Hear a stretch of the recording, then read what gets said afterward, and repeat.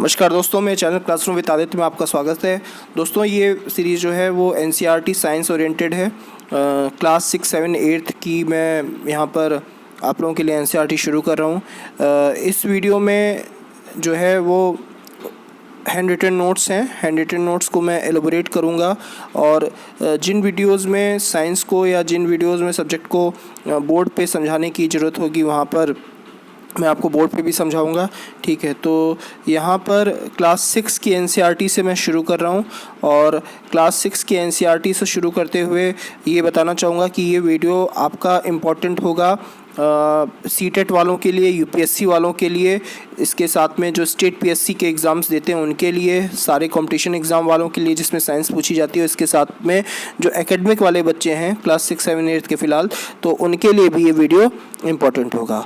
तो दोस्तों, वीडियो का जो पहला लेसन है क्लास 6 से संबंधित है। क्लास 6 का जो पहला लेसन है आपका ये भोजन, और टॉपिक का नाम है भोजन, ये कहाँ से आता है। ठीक है, तो food where it come from, तो ये टॉपिक का नाम है, पहला लेसन है।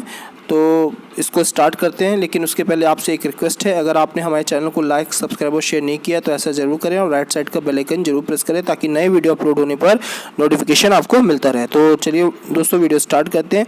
दोस्तों देखिए, इसमें पहला पॉइंट दिया हुआ है कि भोजन तैयार करने में हमें कई संगठकों की आवश्यकता होती है, जैसे चावल बनाने के लिए चावल तथा पानी, सब्जी बनाने के लिए कच्ची सब्जियां, नमक, मसाला और तेल। देखिए दोस्तों, भोजन को हम लोग कच्चा नहीं खा सकते हैं, ठीक है, क्योंकि हम लोगों का शरीर जो है वो कच्चा खाद्य पदार्थ पचाने के लिए, फूड स्टफ्स पचाने के लिए जो है वो नहीं बना हुआ है। उसको पकाकर आग में प्रयोग करके खाते हैं। ठीक, तो उसको बनाने के लिए, अलग अलग प्रकार का खाना बनाने के लिए अलग अलग चीज़ों की आवश्यकता पड़ती है। ठीक है, तो रॉ मटेरियल के रूप में जिन चीज़ों का हम इस्तेमाल करते हैं तो उनके विषय में बताया गया है कि वो कैसे हमें प्राप्त होते हैं। तो यहाँ पे पहले पॉइंट में कहा गया कि चावल बनाने के लिए जो उसके लिए रॉ मटेरियल है तो कच्चा चावल आपको चाहिए और पानी चाहिए। ठीक है, तो चावल को जब पानी में उबालते हैं तो आपका पका हुआ चावल तैयार हो जाता है। तो चावल और पानी जो है वो पके हुए चावल के रॉ मटेरियल हैं, यानी कि कच्चे पदार्थ हैं। ठीक है, रॉ इंटीग्रेंट्स हैं। ठीक, फिर उसके बाद में कह रहा है कि सब्जी बनाने के लिए जो है आपको क्या चाहिए, कच्ची सब्जियां चाहिए, नमक चाहिए, मसाला चाहिए, तेल चाहिए। ठीक, और आवश्यकता अनुसार पानी भी चाहिए। ठीक, तो इतनी चीज़ें आपको चाहिए पकी हुई सब्जी बनाने के लिए। तो सब्जी का रॉ इंटीग्रेंट्स यानी कि रॉ मटेरियल, रॉ सामान क्या है, कच्ची सब्जियां, नमक, मसाला और तेल। ये चीज़ याद रखिएगा, यही कीवर्ड्स हैं। अगला पॉइंट है दोस्तों कि उसी तरीके से कह रहा है कि रोटी या चपाती बनाने के लिए कच्चा सामग्री क्या है। तो रोटी और चपाती बनाने के लिए आप सभी जानते हैं कि उसमें आटा और पानी का इस्तेमाल किया जाता है, तो वो चीज़ हो गई। इसके साथ में दाल बनाने के लिए कच्ची सामग्री क्या चाहिए, कच्ची दाल चाहिए, पल्स चाहिए, रॉ अनकुक्ड पल्स चाहिए। इसके अलावा वाटर चाहिए, आपका नमक चाहिए, तेल चाहिए या घी चाहिए और मसाले चाहिए। तो इतना सामान चाहिए आपका दाल को बनाने के लिए। तो ये इसका रॉ मटेरियल हो गया। ठीक, अगला पॉइंट है दोस्तों, इसमें धान और गेहूँ पौधों से प्राप्त होते हैं।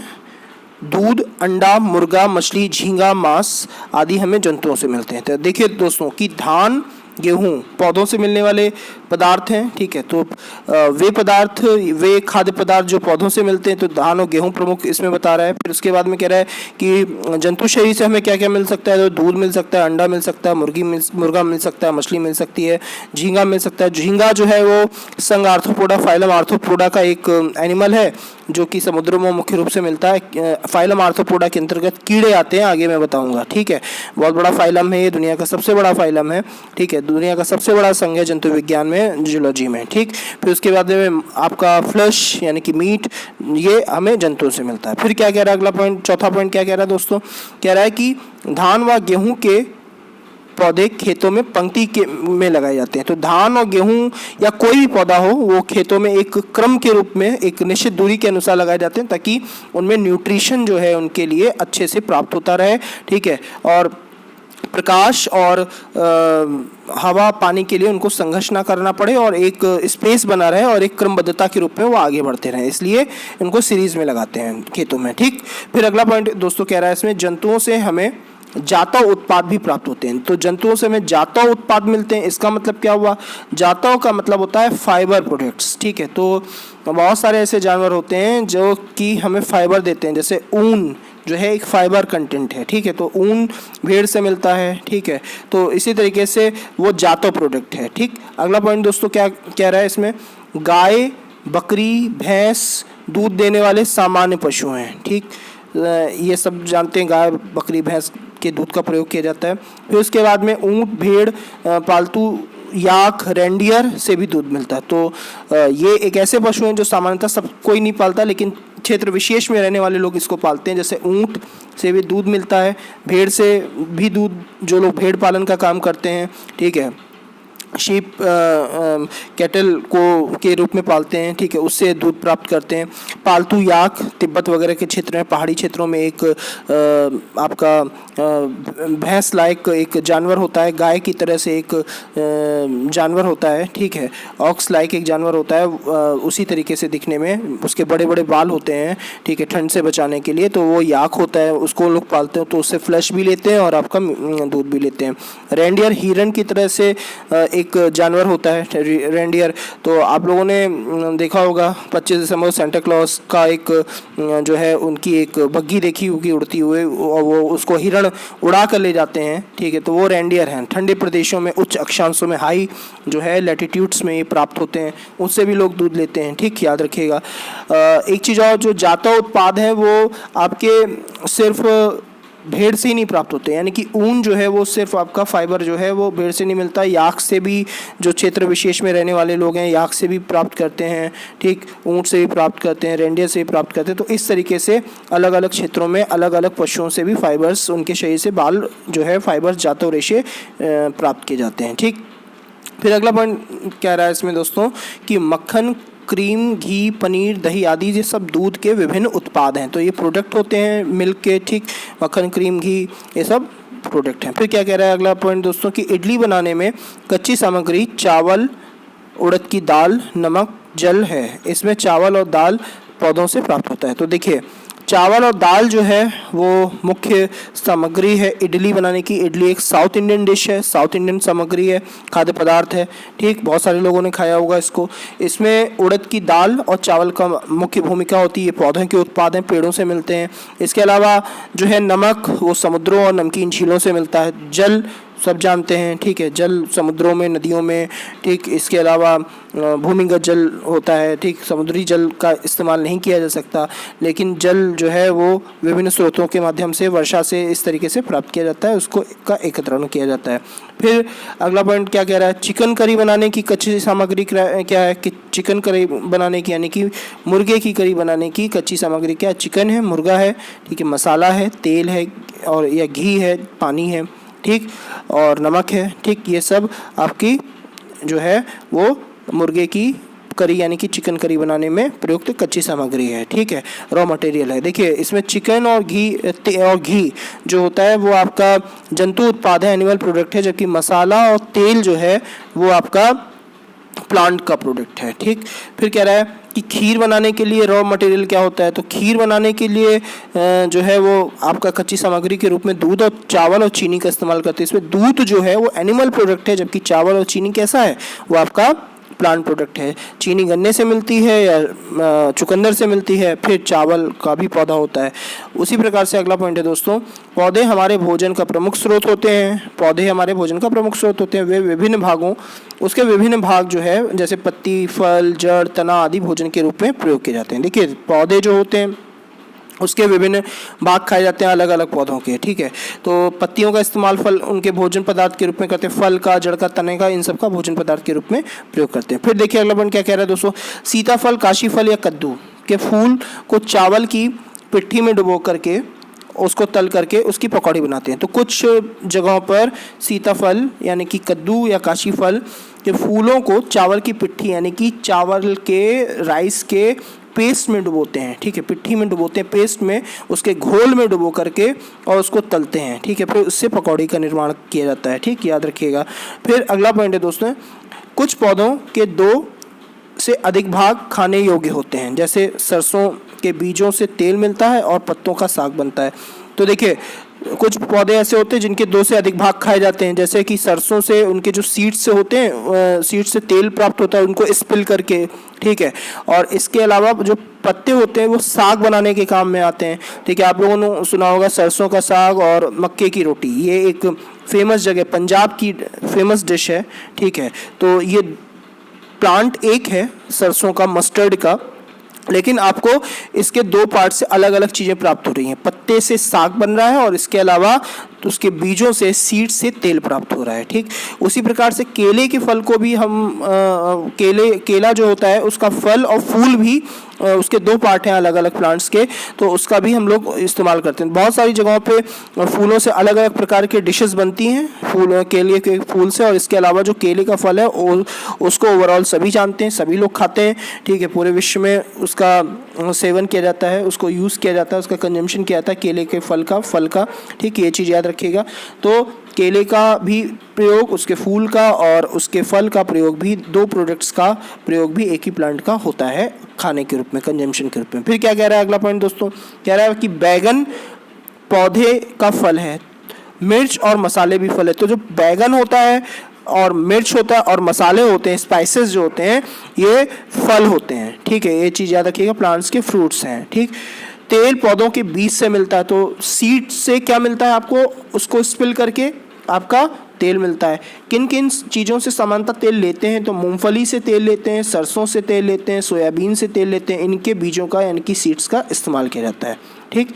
फिर अगला पॉइंट है दोस्तों कि किसी पौधे को सामान्यतः 2 भागों में बांटा जा सकता है। तो किसी पौधे को 2 सामान्यतः भागों में बांटा जा सकता है। एक प्ररोह तंत्र होता है जिसे शूट सिस्टम कहा जाता है, और एक मूल तंत्र होता है जिसे रूट सिस्टम कहा जाता है। तो शूट सिस्टम में क्या होता है, शूट सिस्टम में जो जमीन से ऊपर का जितना पार्ट होता है वो सब शूट सिस्टम के अंतर्गत आता है, यानी कि प्ररोह के अंतर्गत आता है। प्ररोह में क्या होता है, उसमें तना आ जाता है, ठीक है, यानी कि स्टेम आ जाता है, फूल आ जाता है, फल आ जाता है, ठीक, पत्ती आ जाती, लीव्स आ जाती हैं, नॉट्स आ जाती हैं। नॉट्स और इंटरनॉट में आगे बताऊंगा, ये पत्तियों के ज्वाइंट्स होते हैं जिनसे अटैच होती हैं पत्तियाँ स्टेम से, ठीक है, या अपनी ब्रांचेस से। तो ये सब नॉट इंटरनॉट होती हैं, वो आ जाता है, ठीक है। बर्ड्स आ जाती हैं, कलिका आ जाती, कलियाँ आ जाती हैं, ठीक।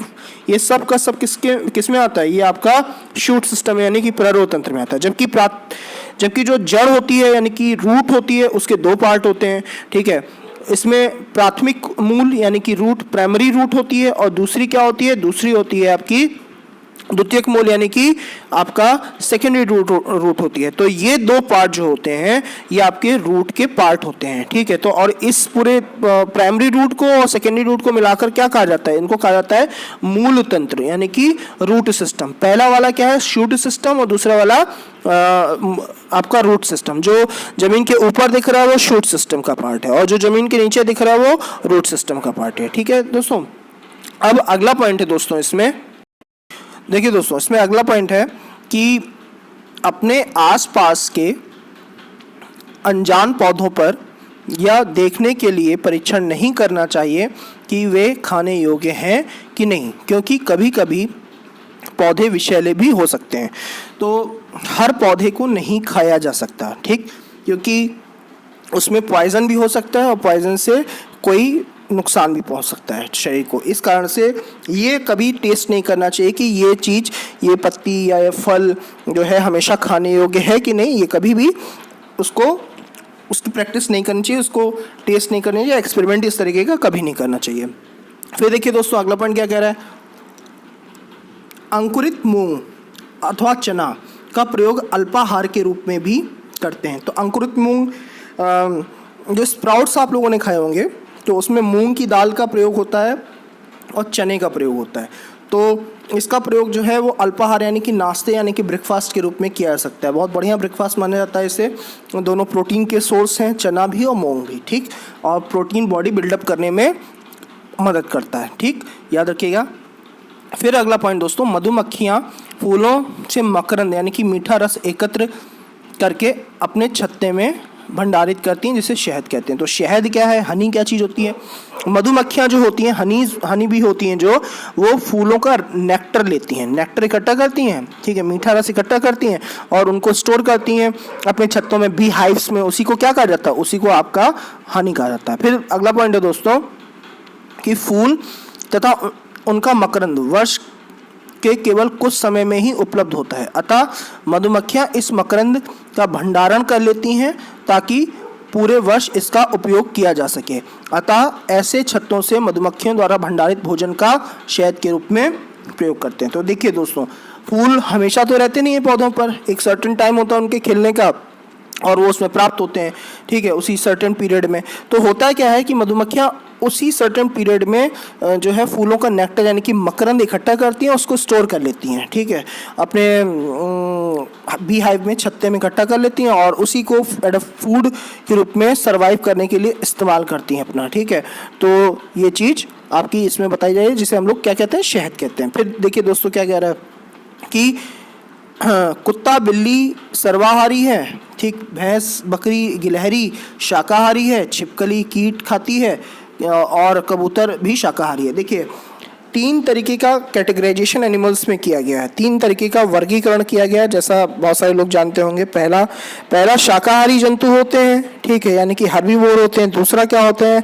मांसाहारी जंतु होते हैं, यानी कि कार्निवोर होते हैं, इनके दांत शार्प तीखे होते हैं, चीरने फाड़ने के लिए बने होते हैं, ठीक।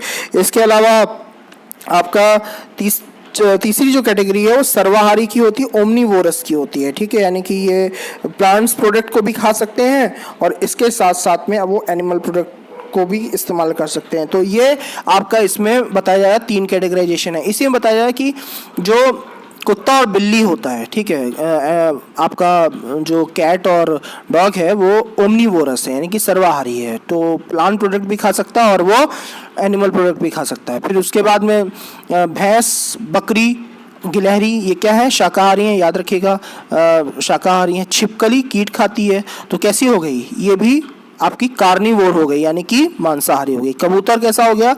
शाकाहारी है, दाने खाता है, ठीक। फिर उसके बाद में अगला पॉइंट क्या कह रहा है दोस्तों? भैंस गाय तितली शाकाहारी जीव है, तो तितली भी शाकाहारी है, फूलों का रस पीती है, ठीक। फिर उसके बाद में गाय भैंस तो सभी जानते हैं। फिर उसके बाद में बिल्ली चूहा मनुष्य कौवा सर्वाहारी है, तो बिल्ली चूहा मनुष्य कौवा ये ओमनीवोर हैं, यानी कि एनिमल प्रोडक्ट भी इस्तेमाल कर सकते हैं, एनिमल को भी खा सकते हैं और ये प्लांट प्रोडक्ट भी इस्तेमाल करते हैं, ठीक है, ये चीज़ याद रखिएगा। तो इसमें मुख्य रूप से चूहा याद रखिएगा। अच्छा, एक चीज़ कमेंट करके मुझे बताइएगा, बंदर किस तरह की कैटेगरी का प्राणी है, ठीक है, वो ओमनीवोर होता है, कार्निवोर होता है कि हर्बीवोर होता है, ठीक है। मंकी किस तरीके का है? शाकाहारी, मांसाहारी की सर्वाहारी, ठीक, कमेंट करके बताइएगा। फिर इसमें देखिए इसी में कह रहा है दोस्तों कि शेर बाघ मकड़ी छिपकली भी मांसाहारी जीव हैं, ठीक है, तो याद रखिएगा सब कार्निवोर हैं, मकड़ी और छिपकली विशेष रूप से। फिर अगला पॉइंट है दोस्तों कि दूध दही पनीर घी सभी जंतु उत्पाद हैं, तो जो भी प्रोडक्ट जो एनिमल बॉडी से मिलता है वो सब क्या है? एनिमल का पार्ट है, एनिमल का प्रोडक्ट है और ये सब जंतु उत्पाद हैं, ठीक है, एनिमल प्रोडक्ट्स हैं। तो उसके बाद में क्या कह रहा है अगला पॉइंट दोस्तों कि वे जीव जो पौधों को खाते हैं शाकाहारी हैं और जो मांस खाते हैं मांसाहारी हैं। जो पौधे यानी कि पादप और मांस दोनों खा सकते हैं वो सर्वाहारी हैं। फिर अगला पॉइंट दोस्तों क्या कह रहा है? गिरगिट कीट खाता है लेकिन ये सर्वाहारी है, तो गिरगिट कीट खाता है लेकिन फिर भी सर्वाहारी है, क्यों इसको ऐसा कहा गया? अगर किसी को मालूम हो कमेंट करके बताइएगा, नहीं तो फिर मैं नेक्स्ट वीडियो में आप लोगों को इसका उत्तर दूंगा कि इसको ऐसा क्यों कहा गया है, ठीक है। कमेंट करिएगा, कोशिश करिएगा ढूंढने की क्यों इसको ओमनीवोर की कैटेगरी में रखा गया। देखिए फिर देखिए दोस्तों क्या कह रहा है? सिंघाड़ा, ठीक, यानी कि चेस्टनट, कमल यानी कि लोटस, लोटस से मिलता है मखाना, मखाना उसके बीजों से मिलता है, सीड से मिलता है। जैसे आप लोगों ने पॉपकॉर्न खाया होगा, वो मक्के से मिलता है, लेकिन मक्के को जब हम जो है पफ करते हैं, उसको रेत में डाल करके गरम करते हैं तो वो पफ होता है, फूलता है और आपको पॉपकॉर्न मिलता है। उसी तरीके से मखाना जो होता है जिसकी न्यूट्रिशियस वैल्यू बहुत बढ़िया होती है, जब कमल के बीज को तोड़ करके उसको गर्म किया जाता है इसी तरीके से रेत पर, तो वो पफ होकर के फूल करके आपको मखाने के रूप में सामने दिखता है। तो कमल का बीज ही दरअसल मखाना होता है, याद रखिएगा, ठीक। फिर वाइल्ड राइस, ठीक है, फिर वाटर कैल्ट्रोप, ठीक है, फिर जलीय पालक यानी कि वाटर स्पिनिच, ये सब जो हैं जलीय पौधे हैं यानी कि एक्वेटिक प्लांट्स हैं और इनका प्रयोग भी खाने के रूप में किया जाता है। तो मोस्ट प्रॉब्ली आपने सब ने अधिकतर सिंघाड़ा खाया होगा, चेस्टनट खाया होगा, इसके साथ में आपने मखाना भी खाया होगा, पालक भी खाई होगी, ठीक है। एक कैटेगरी होती है जलीय पालक, बहुत सारे लोगों ने इसको भी खाया होगा। इसके साथ में बहुत सारे लोगों ने वाइल्ड राइस भी खाया होगा, ठीक है। ये भी पानी में उगता है। तो ये सब पानी में उगने वाले पौधे हैं जिनका प्रयोग हम लोग भोजन के रूप में, खाद्य पदार्थ के रूप में करते हैं। तो अलग अलग सोर्सेज से अलग अलग चीज़ें आती हैं, ठीक है। फिर क्या कह रहा है अगला पॉइंट दोस्तों, लास्ट कह रहा है कि चीनी यानी कि शक्कर, शुगर गन्ने और चुकंदर से तैयार की जाती है। तो देखिए जो शक्कर होती है वो आपको कैसे मिलती है, वो मिलती है आपको या तो गन्ने से मिलेगी, शुगर केन से मिलेगी, या तो बीट रूट से मिलेगी, या तो आपकी चुकंदर से मिलेगी। भारत, ब्राज़ील जैसे देशों में मुख्य रूप से गन्ने की शक्कर इस्तेमाल की जाती है, जबकि रूस जो है बहुत बड़ी मात्रा में आपका चुकंदर से शक्कर प्राप्त करने वाला एक देश है, ठीक है, याद रखिएगा। तो देखिए दोस्तों, इसमें इस पूरे चैप्टर में कि ये भोजन कैसे प्राप्त होता है, तो भोजन के प्राप्त होने के अलग अलग स्रोत बताए गए हैं कि भाई पौधों से भी मिलता है, जंतुओं से भी मिलता है, किस तरीके से कहाँ कहाँ पे प्राप्त होता है, इसका पूरा का पूरा एक्सप्लेनेशन इस चैप्टर में दिया गया है, ठीक है। आशा है आप लोगों को ये चैप्टर पसंद आएगा, ठीक है, और कमेंट करके बताइएगा कैसा लगा ये चैप्टर, ठीक। फिर उसके बाद में नेक्स्ट टॉपिक पे मिलेंगे, क्लास 6 के अगले चैप्टर में मिलेंगे। तब तक हमारे वीडियो को देखना ना भूलिएगा, राइट साइड का बेल आइकन प्रेस करना ना भूलिएगा, ठीक, और इसके साथ में शेयर करना ना भूलिएगा। मिलते हैं नेक्स्ट वीडियो में। Thank you.